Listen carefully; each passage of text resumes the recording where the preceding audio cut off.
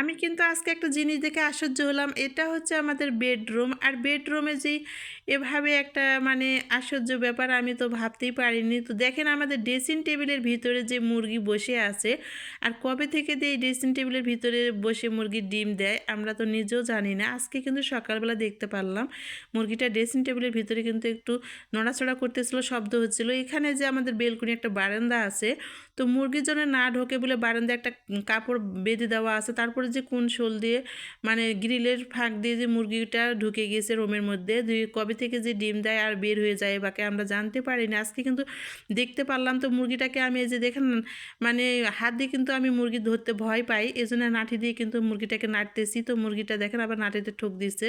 তো বেশ কয়েকটা দেখতে পাচ্ছি ডিম দিয়েছে। আর ড্রেসিং টেবিলের ভিতর যে কবে থেকে ডিম দেয় রুমের মধ্যে আসে, তো ভাবা যায় যে রুমের মধ্যে আবার আসে মুরগি ডিম দিবে। তো দেখেন মুরগিটা তাড়িয়ে দিলাম।